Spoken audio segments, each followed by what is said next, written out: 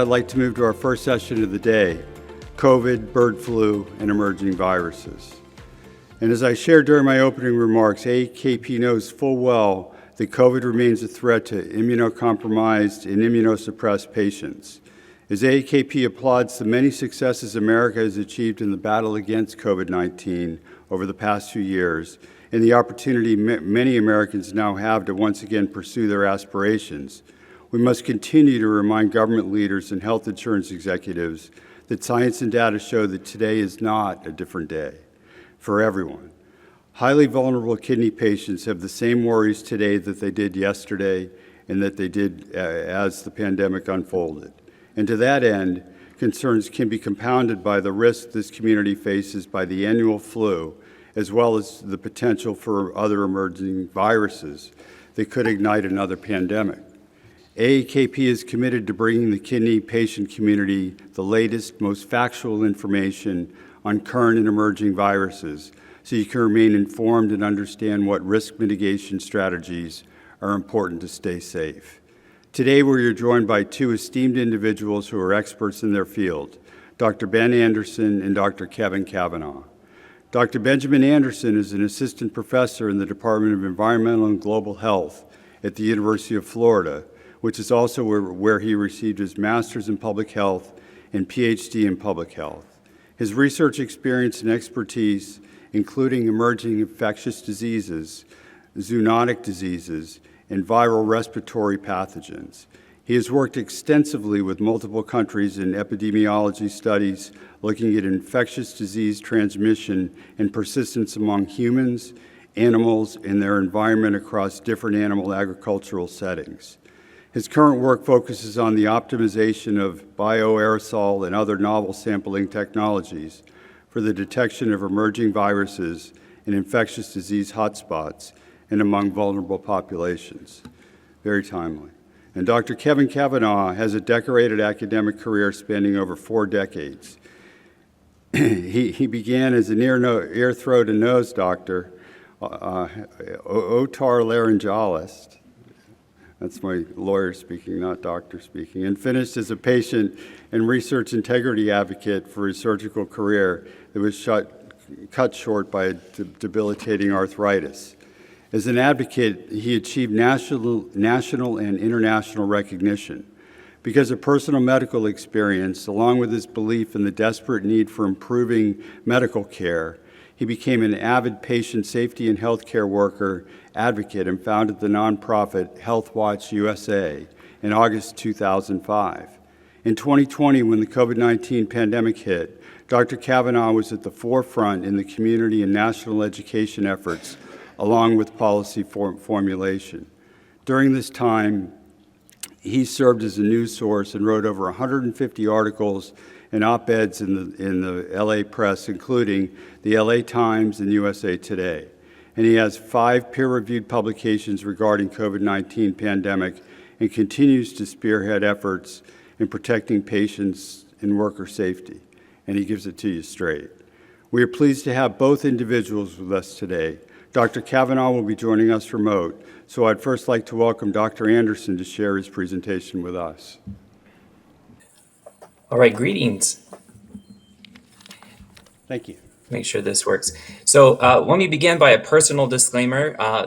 I'm joining you remotely, even though I was planning to be there in person. It seems that there's another hurricane making its way towards Florida, and I'm currently in the northern part of the state. So I really want to thank the technical team and the meeting organizers, first for the invitation, but also for the quick pivot, allowing me the opportunity to join you remotely and still deliver my presentation. I also, on a separate disclaimer, am the father of 3 school-age children as well, who are also home today because school has been canceled. So despite all of the ways this could go wrong, again, thanks to the technical team, I'm very optimistic this is going to go well.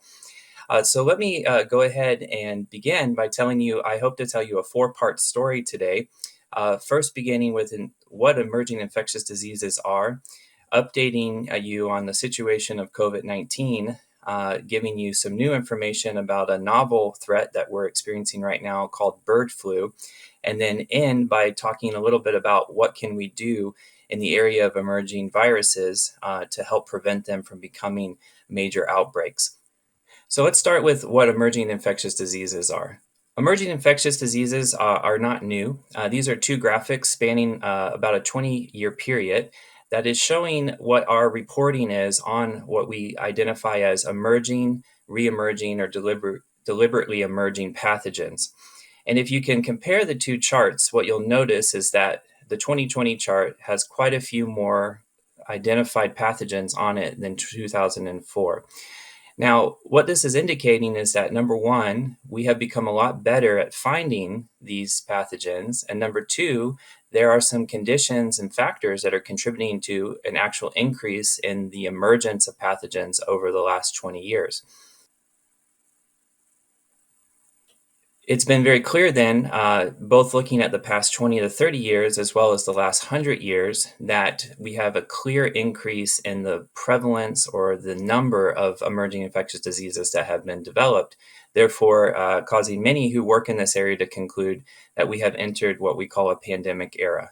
One thing that we want to be very clear about, though, with emerging infectious diseases is that most of them, estimates around 60 to 75%, are what we call zoonotic, which means that those diseases are originating in animal reservoirs. So these are viruses and can also be bacteria or other types of pathogens that are circulating in animals.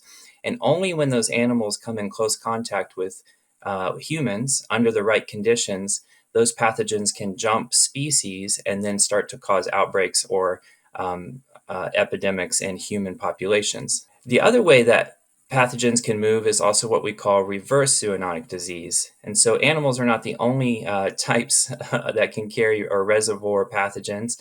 Humans also carry them as well. And we as humans, when we make contact with animals, can also exchange our germs with those animals just as much as animals can exchange germs with us. So because we know that this interface of human and animal contact is a really important area for emerging infectious disease risk, what we focus on when we study these is areas where we know that contact is taking place, and primarily in intense ways. So one place that I've spent a lot of time working that we know is an area of risk for emerging pathogens is modern food production, which has shifted away from small operations, small family farms, to more intensified industrial-based agricultural production. And while the intensification models have increased efficiency and decreased pricing for protein, it has been a trade-off with also increasing some of the risks around circulating viruses, bacteria, etc., and having an opportunity for those to be potential hotspots for emerging pathogens to spill over into humans. But modern food production is not the only factor that contributes to emerging infectious diseases. We also know that the globalization of our food markets also contributes. This is a graphic that's produced by the Institute of Medicine called the well-traveled salad. So if you ever have a salad at a restaurant and you think about where all those different items of produce have come from, well, it turns out that most of them have probably come from pretty far away places.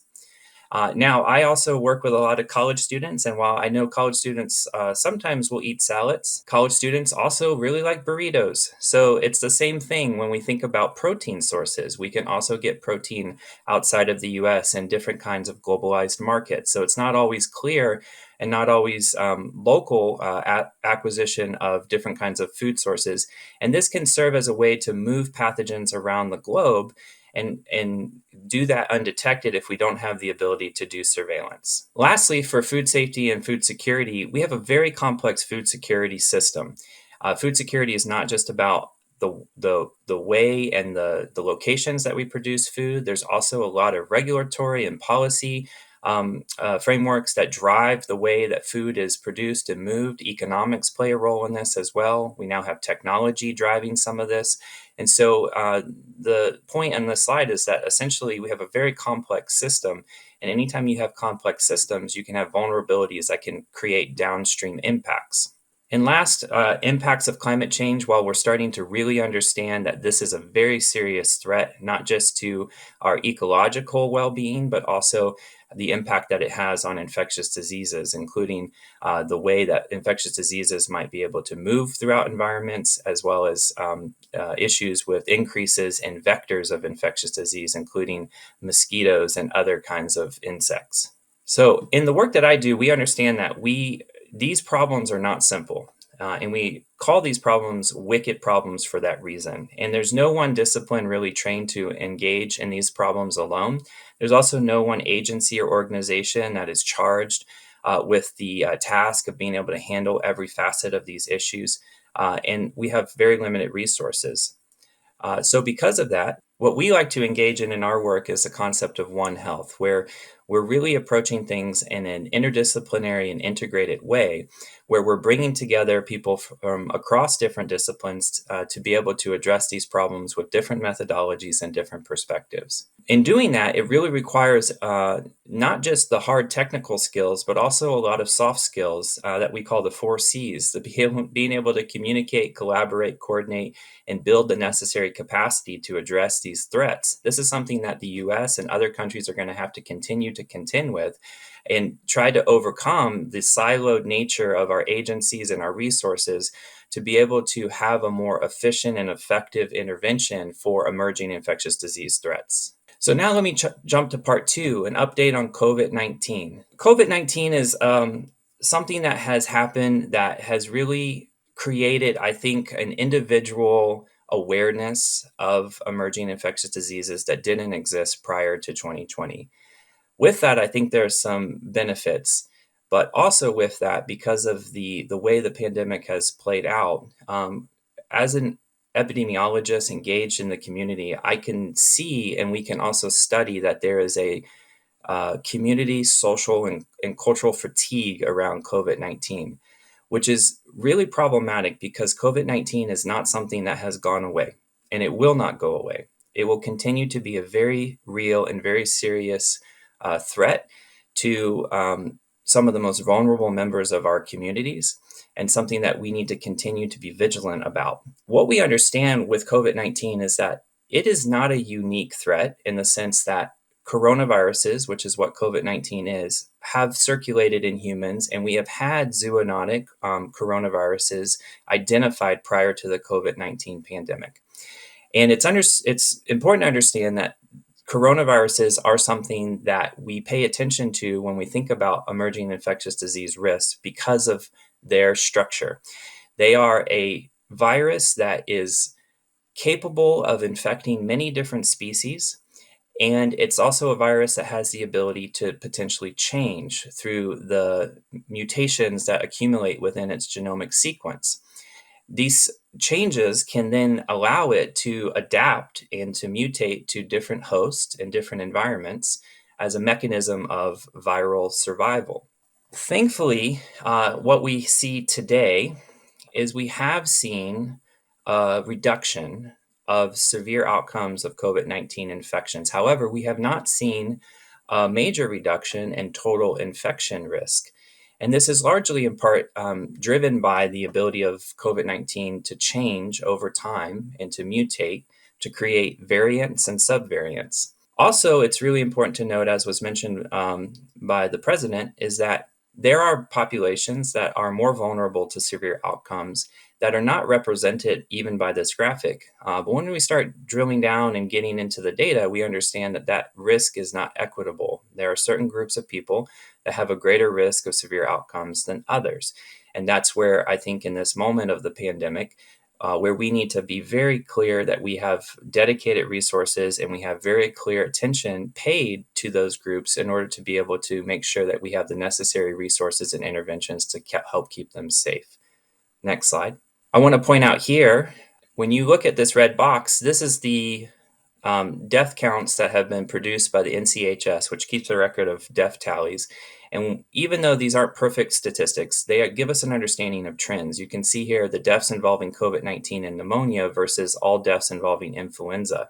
Influenza has been predominantly our main concern over the last several decades for the primary risk of respiratory disease severe outcomes, including death.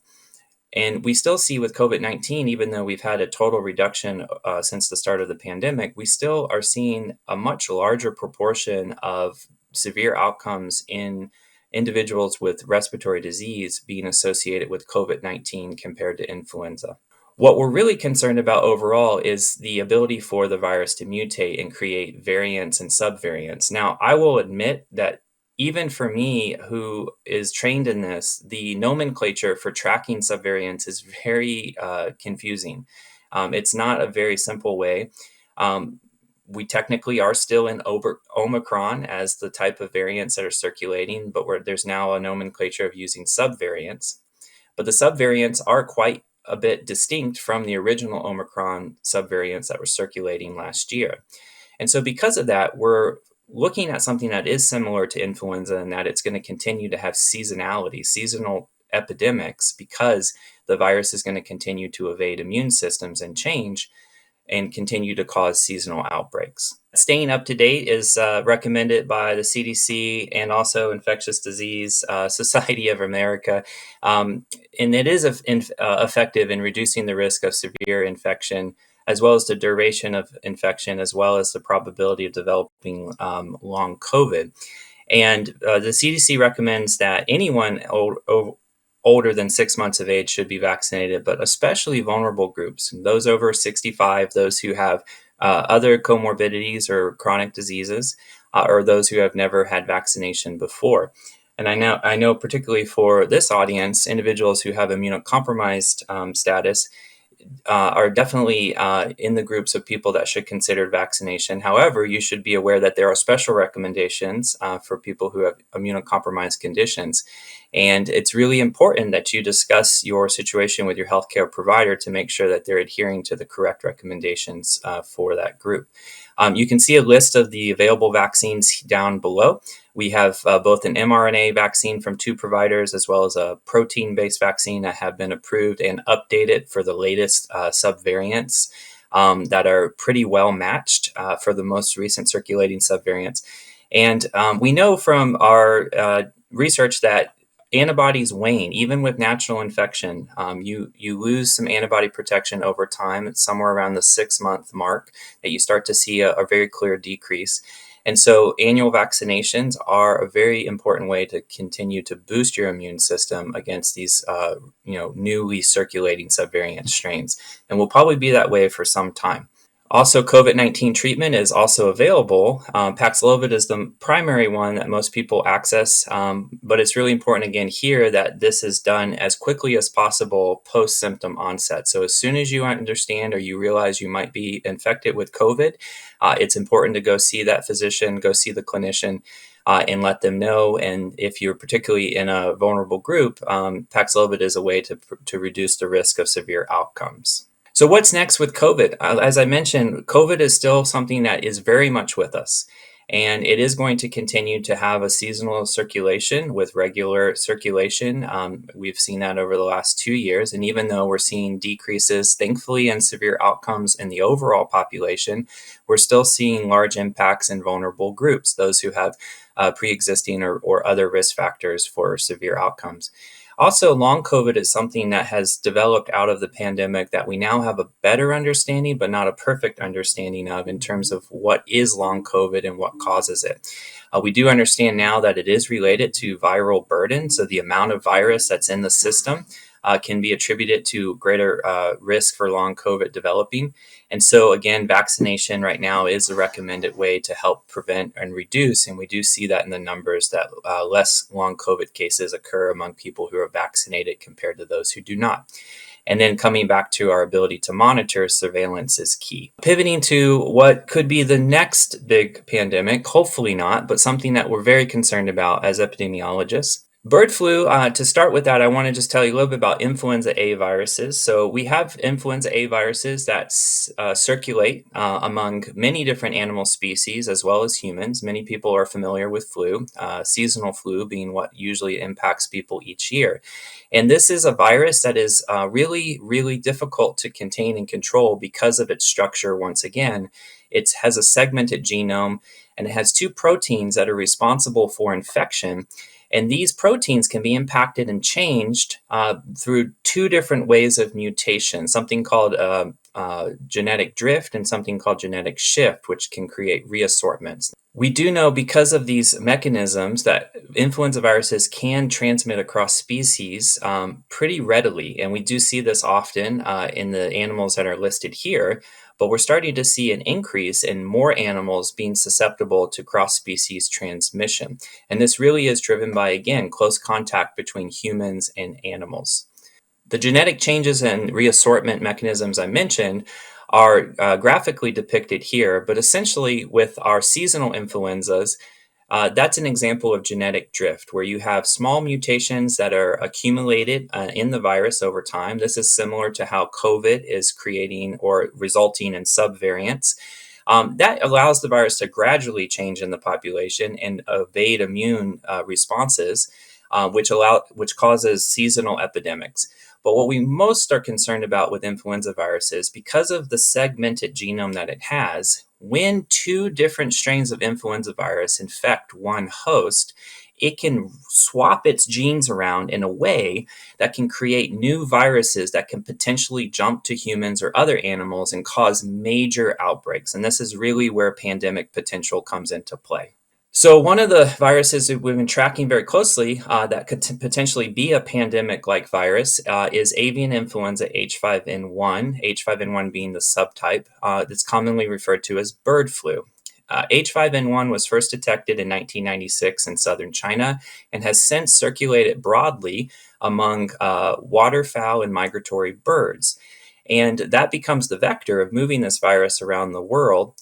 It causes high pathogenic outcomes, meaning death and mortality among poultry, and has started to spread across a larger number of animal species as well as humans. Now, to date, humans have not been a very good host for this virus, but as I mentioned, the virus can change due to the antigenic drift and shift mechanisms. So we want to watch this very closely for the potential of it to become a pandemic.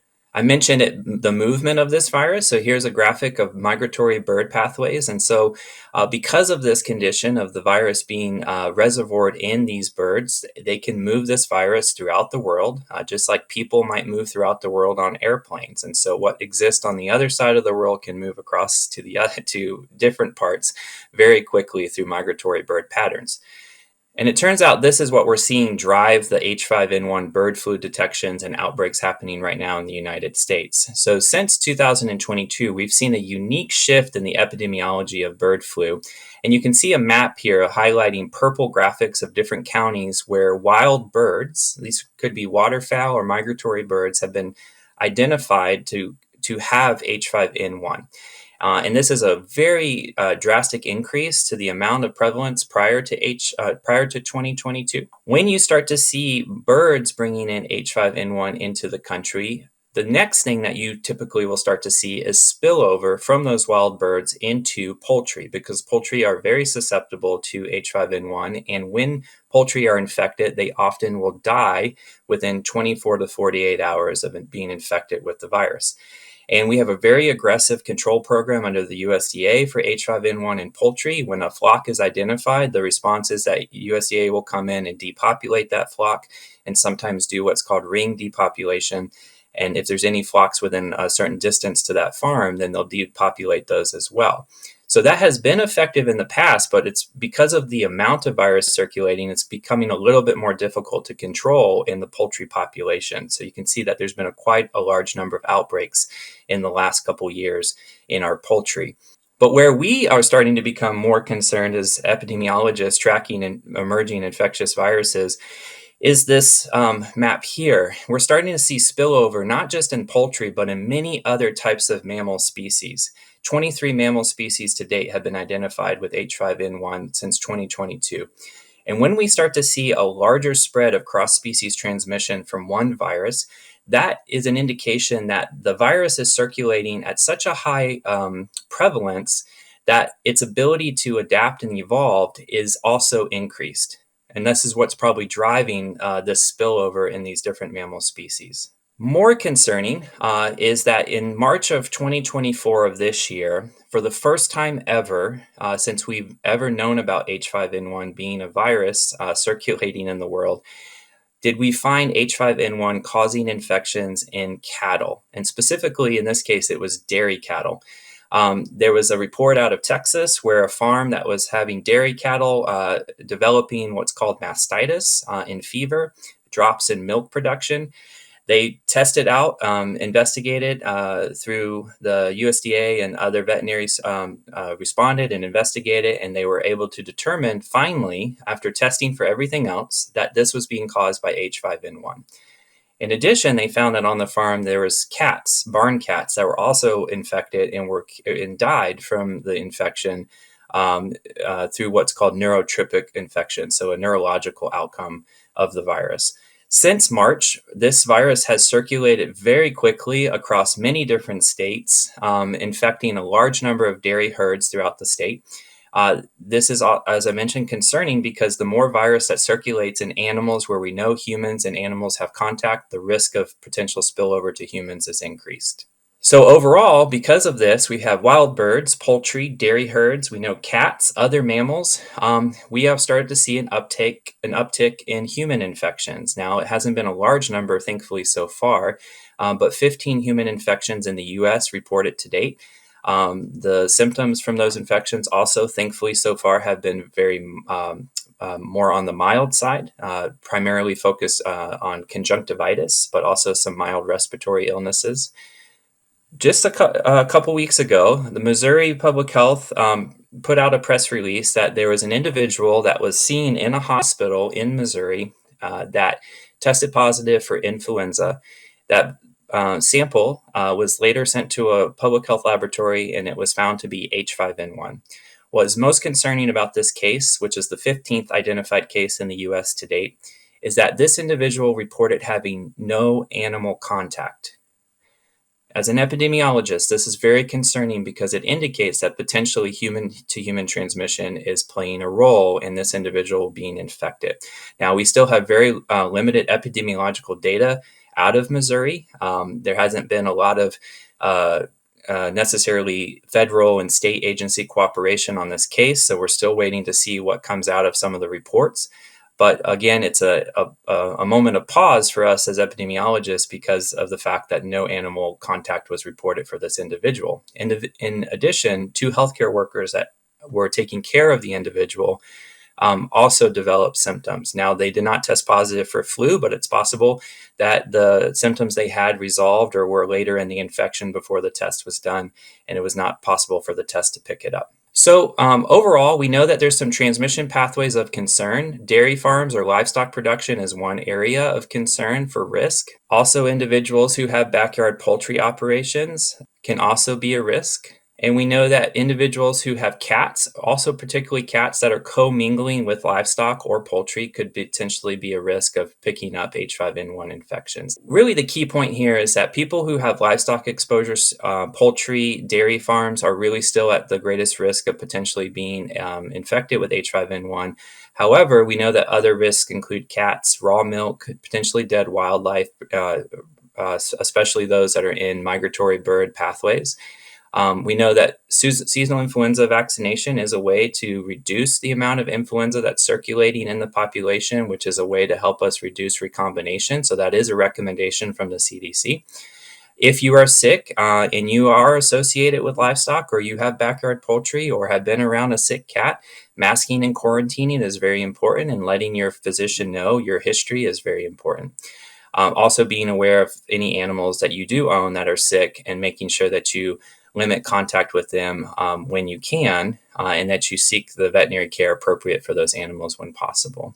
And as I mentioned, clinical testing is really critical to tracking these diseases, and having an accurate exposure history is very important too. All right, so finally finishing up here, what can we do about it? Well, with these risks, active surveillance and testing is key. However, as we're learning with COVID-19, the political will and the prioritization of resources have not kept up with what we consider to be the amount of risk and circulation of the virus. We still have some remnants of infrastructure for testing, but a lot of the funding that was supporting states being able to track these diseases has gone away, and states have not supplemented them overall on average for being able to maintain our ability to track this information. So it's really a call for our government systems, our public health systems, to be able to be properly resourced and have political will behind them to be able to test.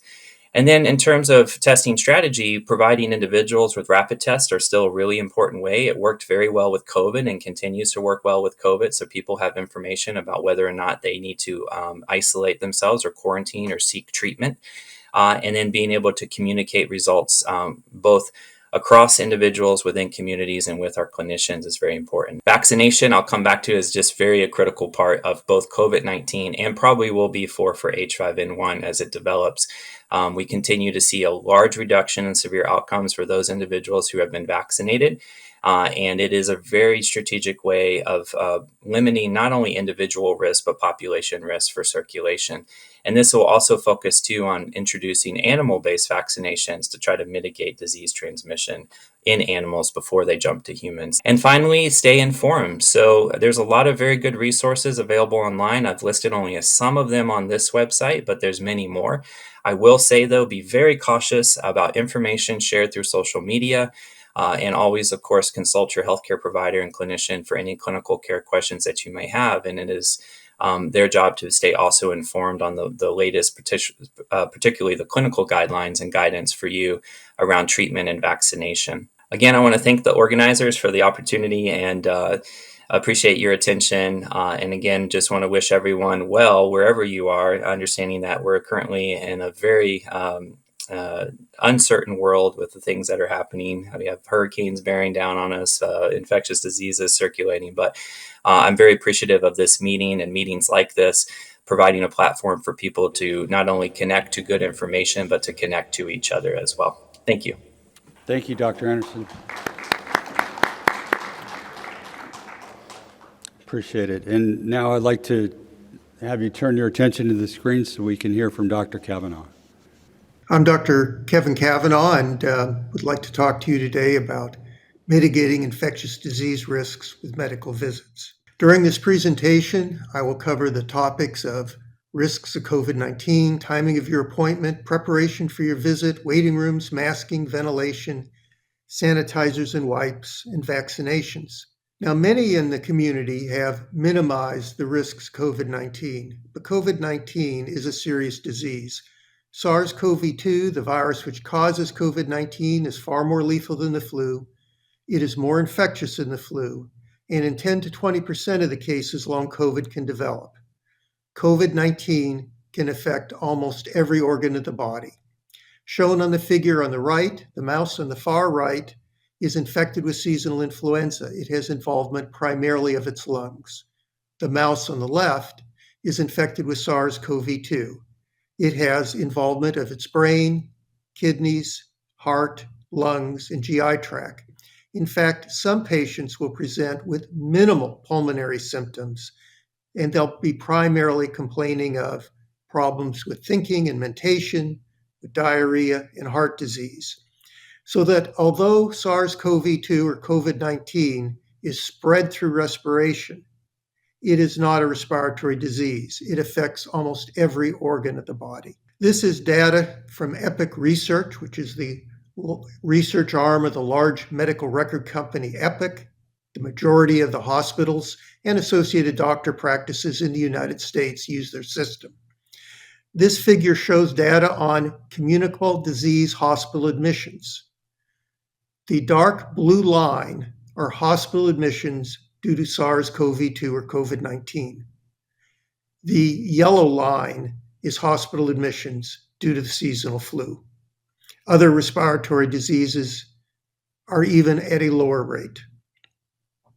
So you ask, why then is SARS-CoV-2 causes so much more hospitalization, so many more hospitalizations than seasonal influenza? Well, there are three reasons. One is that it is a more severe disease. The second reason is it's more infectious, so there are more cases. And the third is it's not truly seasonal. It can occur at almost any time of the year, as seasonal influenza primarily occurs from August through February. So before you attend your medical appointment, there are a few things you should do. One is you want to sign on to your doctor's medical portal and fill out all your paperwork online. You do not want to be caught in his office's waiting room, filling out information while wearing a surgical mask. Surgical masks are not protective. They have large holes on the sides, which can allow virons and aerosols to enter. They're not designed to protect you from a respiratory pathogen. If you're going to wear a mask, you should be wearing an N95 mask or a respirator. Now, the timing of your appointment is very important. I like to have the appointment first in the morning because during this time, I feel there'll be a lower viral load in the air. You'll spend less time in the doctor's waiting room and in the examination room because there'll be less of a backlog of patients. In addition, there is time for the rooms to have been cleaned overnight, and any residual virons may have also died overnight. So it's a safer time period. Second best time is first in the afternoon. At least at that point, you shouldn't have as great a backlog of patients in the waiting area or wait as long for the doctor in the examination room. Now, if you enter a crowded waiting room, give the receptionist your cell phone number and ask if you can wait in the car and be called directly back to the examination room. If you're going to undergo a semi-elective surgical procedure, such as a routine colonoscopy, try to schedule this during May or June. These are the months that in the last 4 out of 5 years have had the lowest rates of COVID-19. Not every year, but at least most of the years. And of course, try to aim for first case in the morning. Now, the graph on the right shows wastewater data and the activity of COVID-19. 2014 data is shown in dark red. It's the line that's only half there and then it trails off in little dots. You can see that during September and October, we are at the highest level during any particular point in the pandemic as far as activity of this virus in wastewater. So one would suspect we're seeing the greatest level of infections during this time of the year. Now let's talk about masking. Masking, I feel, is extremely important. Two-way masking is best. This is an AI-generated picture showing 2 air travelers wearing N95 masks. Universal masking or mandatory masking airplanes is, of course, what should be happening. If you want to be as safe as you can be, sit next to the window seat because you will be next to less people, and turn the air on overhead. That's HEPA-filtrated air, and that will give you some additional layers of protection. Now, this data is derived from the Colton and Rockefeller Foundations, and it shows the relative effectiveness of different types of masks in blocking an infection. And this data is relative. Don't take the numbers as being absolute. I want you to look at the second row from the top, where the source is not wearing a mask and the receiver is wearing one. If the receiver wears a cloth mask, it's 20 minutes until the receiver receives an infectious dose. A surgical mask, 30 minutes. Non-fitted N95 mask or respirator, 1.25 hours. Now, if the source is also wearing a mask, let's say wearing a non-fitted N95 mask, the protection increases 5 times to 6.25 hours. If both the source and the receiver are wearing a fitted N95 mask, there's 10 times the protection, or 25 hours. So you may ask, well, why is two-way masking so much more effective? Well, the answer is that if the source is wearing the mask, that mask will interact with almost every viron the source is exhaling. But if the receiver is wearing the mask, those virons can still line the receiver's clothes for infection at a later time, and they can still directly infect the receiver through their eyes. This was a study published in 2020 in The Lancet and shows different strategies to mitigate spread of SARS-CoV-2. Face masks, the chance of transmission without a face mask was found to be 17.4%. With the face mask, this fell to 3.1%. Eye protection, with eye protection, Without eye protection, the chance of transmission was 16%. With eye protection, this fell to 5.5%. And notice that eye protection is really needed because this is a major source of contamination when you only have one-way masking. And also, goggles are much better than face shields, and respirators much better than a surgical mask, because surgical masks and face shields do not give you adequate protection for a respiratory virus. Now, masking studies are often misinterpreted. You'll see many misleading guidance based on these studies on social media. I like to divide the studies into two types. One are medical settings, and the other studies performed in community settings. Studies performed in medical settings tend to involve medical providers and healthcare facilities. There's high viral loads in the air. Masks need to be used 8 hours a day, 5 days a week for the duration of the study, which could be 30 to 60 days. And any lapse in mask usage or incorrect mask usage can result in an infection. In community settings, the viral load is smaller, dosage is intermittent or exposure is intermittent, and N95 masks offer better protection. An example of a community study which demonstrated protection was the one that was performed in Bangladesh by the Institutes of Yale, Stanford, and Johns Hopkins, and we'll talk about that study a little later. Now let's talk about two-way masking. One study I would like to discuss was published in the International Journal of Environmental Resources and Public Health, and this study evaluated air travel, short flights versus long flights, and it found that long flights had almost a 26-fold increase in transmission of SARS-CoV-2. But of significance, if on long flights masking was enforced, in other words, universal masking, two-way masking, no transmission was reported. In another study, which was published in eBiomedicine, which is part of the Lancet Discovery series, a group of patients who had SARS-CoV-2 or COVID-19 wore a duckbill N95 mask, and the researchers found that this mask blocked 98% of the exhaled viruses. It was much more effective than the Chinese counterpart, which is the KN95, and much more effective than cloth or surgical masks. So in this case, source control resulted in a significant reduction in the viral load which was in the atmosphere. So let's talk about one-way masking. In this picture, the young woman on the right-hand or on the left-hand side is wearing a respirator, which is very good. However, she's not wearing eye protection and can be infected through that route. The man on the right side is wearing a surgical mask, which is not good. There's holes along the sides, and although it may block those 6-centimeter or 6-inch viruses floating in the slide, it won't block the viruses you encounter in real life. Wearing goggles, however, is very good strategy, and he'll have added protection by doing that. So let's discuss the Bangladesh study. This was actually a masking education study, not a masking study. There were two groups of villages. One group of villages were given masking education on how to wear a mask, encouraging to wear a mask. The other group did not receive this education. This was a huge study, 342,000 participants. And the results were that there was 11.6% difference in COVID-19 symptoms between the two groups. Now, many detractors say, well, that's not very big difference, but you have to remember, this is a masking education study.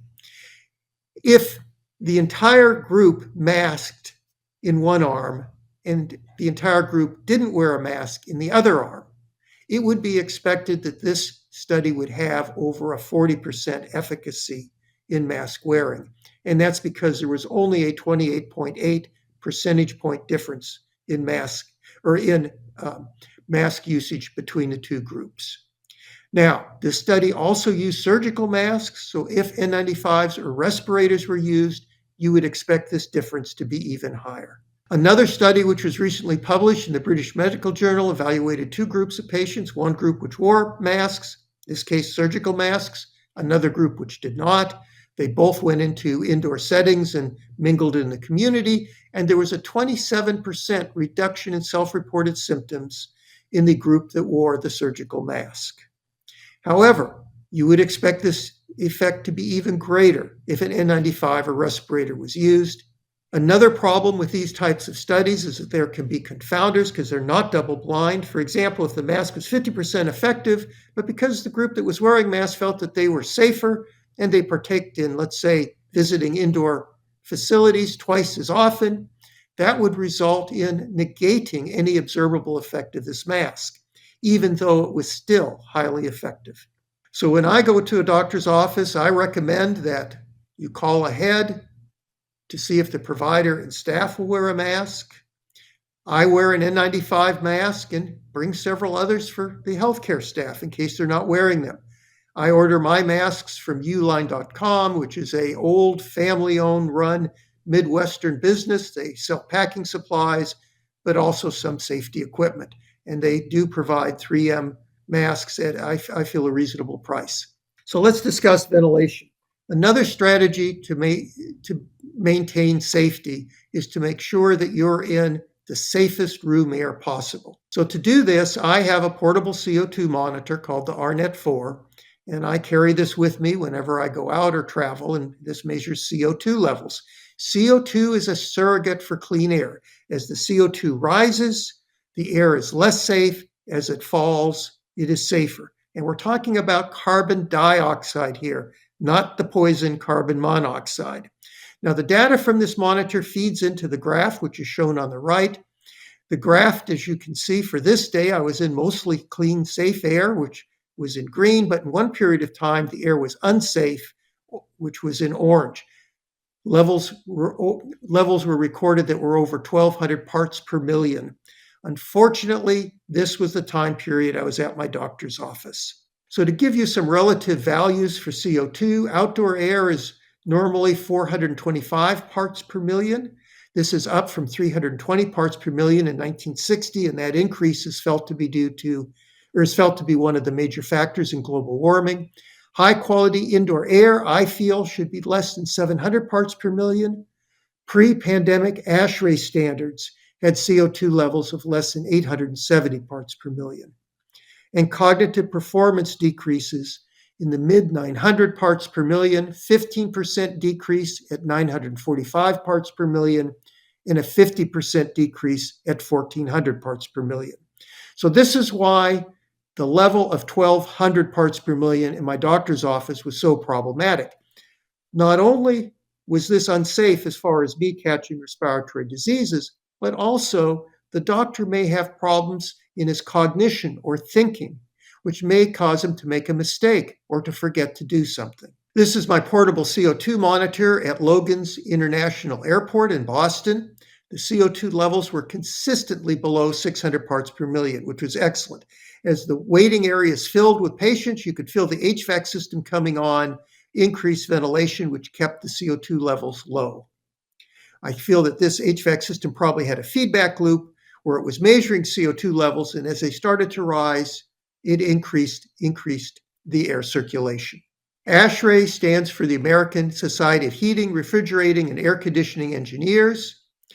They have new pandemic standards or for control of infectious diseases, which are referred to as ASHRAE 241-2023. And I encourage all buildings and indoor venues to adopt these standards. These standards take into account the size of the room, the number of people in the room, and the activity of those individuals, so that if you're sitting in the room listening to a lecture, you do not need as much airflow as if the same number of people were exercising in a gym. Now, two case reports that I'd like to discuss. The first was published in 2020 in Emerging Infectious Diseases, which is the CDC journal. And this is a report of an outbreak in a restaurant in China. The index case is shown in yellow. It's labeled A1 on table A. And that index case infected 9 other individuals, many of which were greater than 6 feet away. 2 of the individuals were sitting in front of the HVAC system, having air coming out of the HVAC system blowing onto them. You would expect them to be safe, but they weren't. This virus was circulating in the upper part of the room, and it was airborne and circulating through the HVAC system. In the lower part of this section of the room, along with other areas of the restaurants, no infections occurred. Another disturbing study was published in the American Journal of Infection Control this year, and this reported a patient who had SARS-CoV-2, was asymptomatic, was discharged from a hospital room. 2 other patients were admitted to that room, one 2 hours and one 5 hours later. Both patients developed COVID-19. And this is very problematic because it demonstrates that this virus floated around in the air for hours, maintaining viability. And needless to say, if this hospital had minimal air circulation of, let's say, 6 complete air exchanges per hour, these infections probably would not have occurred. So when I go to a doctor's office, I wear an N95 mask. I carry with me a portable CO2 monitor. I have hand sanitizer and alcohol wipes. The alcohol wipes I use to wipe down chair rails. I use them on the doorknobs. I also use them to wipe down laboratory fixtures if I have to go into the restroom. Now, I should note at home, I use soap and water. This will mechanically remove viruses. And because SARS-CoV-2 has a protein lipid capsule, there is some evidence that it actually will deactivate the virus. Another strategy is to use UVC disinfection, and I encourage institutions and indoor settings to install these types of apparatuses and equipment. They are safe, they can clean a high volume of air, and the newer products produce minimal, if any, ozone. So again, I would encourage all indoor facilities that you have large numbers of people congregating to adopt UVC disinfection. So let's talk about vaccinations. Vaccinations have become controversial. Many felt they're being experimented upon. And in actuality, that's the case. But, in the beginning of the pandemic, we were all in an experiment. We had 2 months of safety data, which is very good, but you'd like to have 2 years. And I can understand concern. But you were either at this point in the control group or the experimental group receiving the vaccine. And those in the experimental group did much, much better. A historical note was that in 1775, George Washington mandated that his troops undergo vaccination to smallpox. He knew that smallpox was raging in the community. It was highly likely he was going to have an outbreak with his troops, and it could decimate his fighting force, inhibiting his ability to fend off the British. So he mandated a process called variolation, where a piece of pus-laden material was taken from an infected person and placed into the wound of an individual to be inoculated.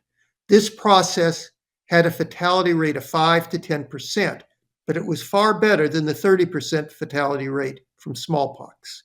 So there's 2 important overarching lessons here. First, vaccine mandates in certain circumstances are necessary. They are not anti-American. Second, vaccines are not free from complications, but you are less likely to develop these complications with the vaccine than with an infection. The premise behind vaccination is to give an experience to the body of a mild infection, which avoids most of the complications, but still builds your immunity, and oftentimes boosters are needed. This graph shows data which was compiled by the University of Oxford out of the United Kingdom, and it displays COVID-19 deaths. And the orange line shows deaths due to COVID-19 in individuals who were vaccinated. The dark blue and green lines show vaccinated individuals. So again, those in the experimental arm who chose vaccination did much better. Now, currently, deaths are still occurring in the acute disease, but not as commonly. And of course, many of these individuals in the groups have mixed with either getting mild infections, with multiple infections, vaccinations, etc. So these lines have converged. But long COVID is still a major concern. Long COVID affects 6% of our population, and data indicates that there are as many deaths from multi-system disease with long COVID as there is with the acute infection. In fact, some data indicates there are more deaths. Luckily, as stated by the previous presenter, vaccines appear to offer good protection against long COVID. A recent meta-analysis by Mara and colleagues found that there was a 69% efficacy of 3 vaccine doses in the prevention of long COVID. A more recent study by Lundberg, Morris, and colleagues reported a dosage relationship where 1 dose of vaccine produced a 21% reduction, 2 doses of vaccine, 59% reduction, and 3 doses of vaccines, a 73% reduction in getting long COVID. So again, our best protection is vaccination. Unfortunately, vaccinations may not be all that effective in people who are severely immunocompromised.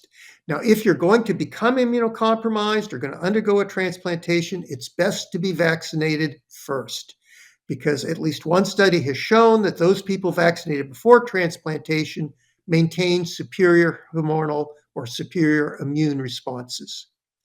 Post-vaccination, it's still important to get vaccinated, but the vaccine may not be as effective. You should have your antibodies measured. Oftentimes, repeat dosages are needed, and even if that happens, sometimes these antibodies are still too low or cover too few variants to offer you the desired protection. So another alternative is passive immunity with a monoclonal antibody product. This product here is called PEMGARDA. It is highly effective with a wide variety of variants. Unfortunately, with our current variant, which just started to dominate in our communities, the KP 3.1.1, this product is 33-fold less effective. Now, it still will give you some protection, but not enough that you're going to want to abandon other measures. So at this point, I'd like to thank you for allowing me to present this information and to conclude with information that is posted on the CDC website in the form of a caveat that not providing a safe environment for you to receive medical care may be a violation of your civil rights as defined by the ADA, or Americans with Disabilities Act. So it is your right to receive medical care in the safest healthcare setting possible. Thank you, Dr. Kavanagh. We appreciate it very much, and just another great presentation. COVID continues to present risk to us, and we appreciate your dedication to making sure the information gets out there. Just everyone has to stay safe, and I think that your advice is about the clearest that we hear about how to do that specifically. I'd like to open it up for questions if anyone in the audience has a question. I see one over there. Yeah, hi, I'm Dr. Faffel from New York. I'm an internist and nephrologist. Two questions. One, there's a great focus on viruses, and I think that is a highly important topic. And personally, myself, I had a severe case of influenza B, which hospitalized me overnight because I had a oxygen saturation on room air of about 86%, and I took Tamiflu right away. I had the leading infectious disease people who, the hospital I was chief resident, attended to me and got hydrated, and after a few doses of Tamiflu and some rest overnight, I was able to leave the hospital the next day. So I don't take it lightly, and when I was at home, I was dyspneic walking up a short flight of stairs. So I think it's great, and I believe COVID is very real. And for especially people who are immunocompromised, that have diabetes, have chronic diseases on steroids and other immunosuppressive agents, transplant, that's the case. But today, if you round, and I go to grand rounds and I visit and I walk through all the major hospitals in New York, which was an epicenter of COVID, Mount Sinai, NYU Langone, Columbia, no one is wearing masks except if you're immunocompromised, you're on a cancer ward, you're, essentially got a bone marrow transplant, or you're taking, corticosteroids, or if you elect to do it, but there's no requirement that you any longer wear masks. Everyone uses a aseptic technique, hygienic standards, they wash their hands, they use Purell, they use whatever, sort of cleansing steps they take, and, of course, everyone is welcome to use it. No one says not to use it. But I'm wondering if this presentation, which was excellent and comprehensive, is more for the heart of the epidemic as opposed to the epidemic, which is sort of abated at this time. And what recommendations specifically would you have for dialysis patients? Of course, those who are chronically ill and immunocompromised, this thing. And the second question is about the emerging issue of AMR, antimicrobial resistance. I'm attending ID Week in October. That's a growing issue. We focus on viruses, which again I extol as an important topic, But a lot of people downplay the issue of secondary infections and primary infections with resistant bacteria and fungi, staph and strep, which often cause, and Candida albicans, Candida auris, often causing bloodstream infections and other infections in compromised hospitalized patients that have been MMR and other have sort of highlighted the outbreak of Candida auris and even in dialysis settings as well. So 2 comments, is fast forward, what are your thoughts about the current state of using masks and other things, and especially in healthcare institutions where in the past you couldn't even enter the door. Security would not allow you to enter any of these medical institutions without wearing a mask or anything. Now it's common. You walk around and no one is wearing them, or very small, maybe 10% of the population. And the second is about bacteria and fungi and the threats of antimicrobial resistance. Well, if you let me respond to a few of your points, that's a whole lecture in itself. But I think the premise that the pandemic has abated is one more of marketing and political than a reality. If you look at wastewater data, as I stated, we're at the highest levels now.